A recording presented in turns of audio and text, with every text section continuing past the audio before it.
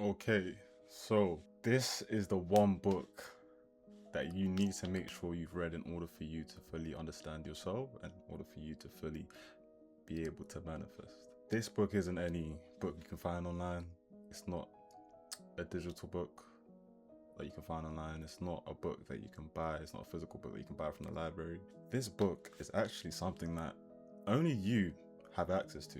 I don't have access to it. Your mom doesn't have access to it. Your dad doesn't have access to it. Nobody has access to this book but you. And that's because this book is within, this book is internal. And this book is your childhood. Your childhood is the most important book you can read because your childhood literally determines the type of life that you live and the type of person that you become. From the ages 0 to 7, your brain is constantly in the theta state. Now, if you've watched my previous videos, you'd understand what the theta state is, but if you haven't, I'm going to explain it regardless. The theta state is one of the 4 brainwave states, okay? You have theta, which is the state that you're in when you're wide awake. You have alpha, which is the state that you're in when you're slightly relaxed or in a slightly meditative state. Then you have theta. Theta's not the final one, sorry, I don't know why I said and then you have, it's not the final one. Then you have theta, which is literally the bridge between consciousness and sleeping. It is the bridge between you being conscious and you being asleep. Now, the next state is simply just you being asleep. That is the delta state. Now, in regards to the theta state is the bridge between consciousness and you sleeping. Therefore, it is also the gateway to your subconscious mind, meaning that when you're in the theta state, it is much easier to impression things upon your subconscious mind, to get things within your subconscious mind. Therefore, what does this mean? Clearly, it means that throughout the ages of 0 to 7, you are like a sponge. You're constantly absorbing the beliefs, perceptions, expectations, reactions, emotionally charged thoughts, but I already said perceptions, right? Yeah, I did. Of every single person around you. Whether that person is your older sibling, your parents, your primary school friends, your primary school teachers, and it can even go into secondary school because it can even go to ages of 11, 12. But obviously 0 to 7 is where you're most impressionable. Now, thinking about this, what does this tell us? That it basically tells us what I said, that when you were a kid, you literally absorbed every single belief around you like a sponge.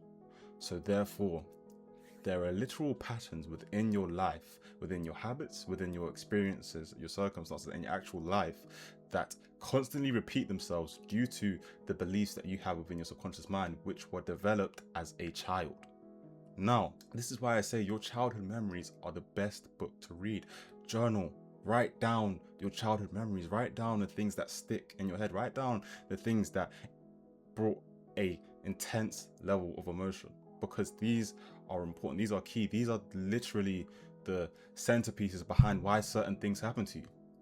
One quick example, say, I don't know, say you got bullied in school, right? In life, ask yourself in life if you genuinely feel like you get bullied by not just people, but everything around you. If you get belittled by everything around you, it's just probably because of that one hidden pattern. There are a multitude of hidden patterns which people all have, which were developed from childhood. And once you discover these hidden patterns, you can then begin to rewrite them. This is why the most important book to read is not Think and Grow Rich, is not Proud of Universals of Self, is not 3 Magic Words, is not The Kabbalion. The most important book to read is the book of your life, the book of your childhood.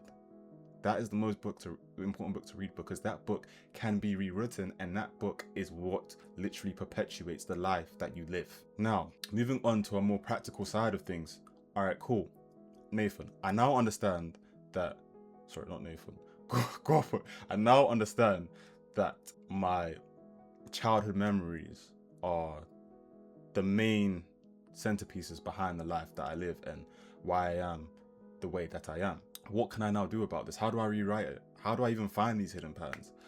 Well, in regards to how you find them, it's as simple as just taking time within your day to simply meditate upon it. Spending time internally. If you spent just a quarter of the time you spent externally, internally, your life will begin to change, because all you have to do is go within and find the hidden pattern. And it's as simple as, cool, say Say one of the hidden patterns you had was an extreme lack of urgency, and therefore you procrastinated with everything, right? The key action, or I guess inaction, of procrastination, that is where it stems from. And then you go deeper within that and you're thinking, all right, cool. So where did this me procrastinating even come from? And then you could say, or you could find that as when you were a kid, maybe there was an instance where one instance or two instances or a couple instances where you forgot to do something that your parents asked you to do, or you lost something that your parents wanted you to take care of. Now, after you lost this thing or you forgot to do this thing, your parents shouted at you. They said, "Oh, you're so irresponsible. You're an idiot. You're this. You're a retard. Whatever your parents said to insult you." Okay, and now this created a deep, intense emotion. Obviously, the emotion was probably negative, because I doubt any child would be happy to hear that their parents are calling them an idiot, irresponsible, a retard, whatever. And then after you experience this, it was imprinted within your subconscious mind that you are now an irresponsible person. You are a person who always procrastinates. You are a person who always does things late. You are a person who always does things at the last minute possible. Sorry, boom. There is one hidden pattern. That's a pattern that you found. Cool. Now, how do we rewrite this pattern? What we would do is a simple reframing of the pattern. Now, what I mean by reframing is there are two ways you can go about it. Whichever way sounds best to you is the way that I recommend you go about it. So the first way would be to find the first instance you can remember of the pattern and just think about it. That's all. Just think about it.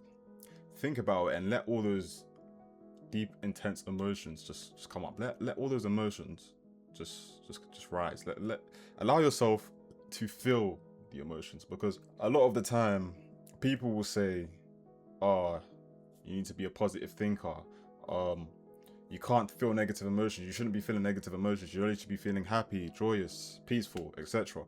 But I think that's actually quite counterintuitive, because at the end of the day, the reason why we feel emotions, because emotions are supposed to be felt. We're supposed to experience things, so we feel emotions, and then we're supposed to feel out those emotions. You're supposed to feel it fully. You're not supposed to resist it. That is what keeps the emotion going, because there is resistance. You have to let the emotion flow through. You have to let it be fully felt. So once it is fully felt, it goes through, and then you can now return to that state of neutrality.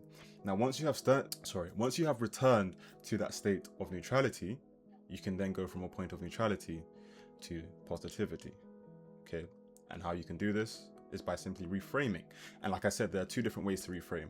One, you can simply change your perspective of the situation or of the circumstance.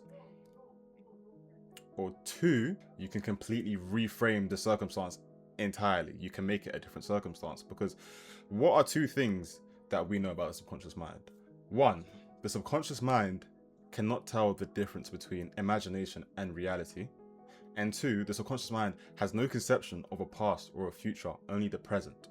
So that means that all of your childhood memories that you know were deep, had a deep impression upon you, brought up an intense level of emotion, all of those memories are currently being replayed in your subconscious mind constantly, and it's like a feedback loop, and therefore it makes or causes circumstances to happen within your external, the world around you, the circumstances you have, the people around you, and therefore, because you're unaware of this cycle, you then think, "Oh, I am this person," or "Yeah, this is me, they're right, whatever, blah blah blah." And then what happens is it creates or further perpetuates that same belief, that same internal thought process, and then it just loops, because you're unable to realize that the external is the realm of effect and the internal is the realm of cause.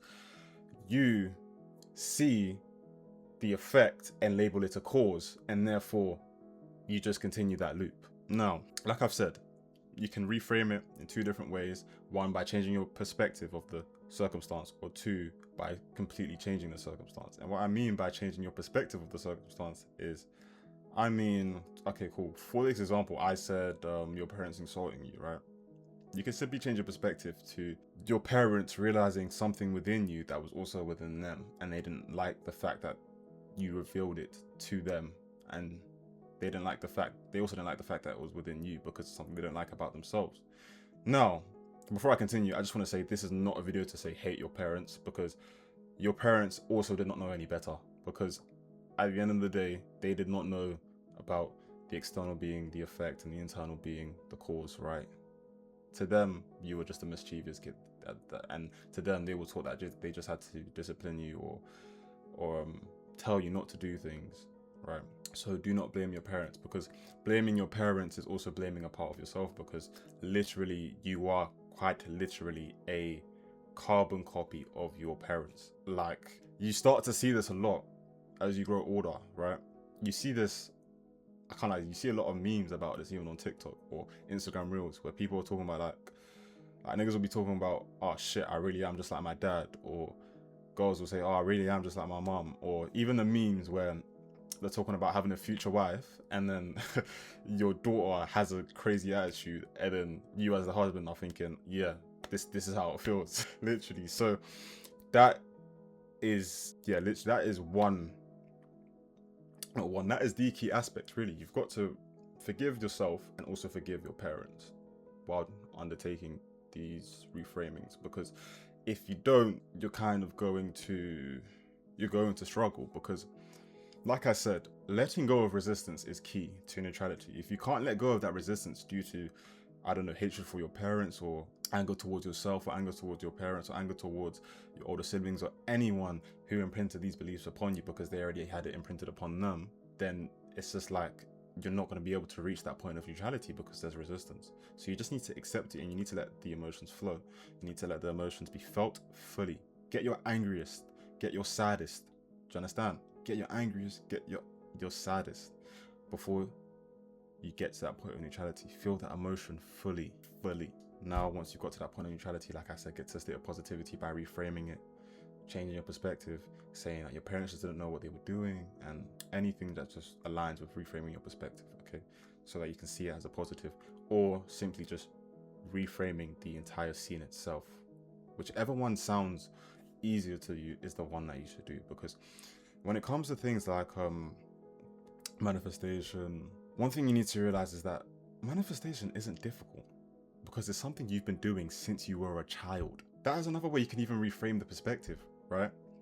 You can even let yourself know that you've been doing this since a kid, because whether you believe it or not, you have to accept the responsibility that you have manifested this life that you don't want. You have manifested this life that you don't want. And that is something that you have to come to terms with. Because if you're not able to come to terms with that, you're not able to come to terms with the fact that you can manifest, the fact that you do manifest. And the only difference between how you were doing it then and how you're doing it now is simply that you're doing it consciously. You're doing it consciously. The only difference is that you're doing it by design, not by default. That is the only difference. And this is why I think, no, not why I think, why I know that the childhood memories, your childhood memories, are the best book you can possibly read. So meditate upon your childhood, write down whatever comes up, and do this regularly. Sorry, my wrist was hurting for a second. Do this regularly, okay? And yeah, that is really all it is for today's video. And yeah, thank you for watching, and I will see you guys next time. Goodbye.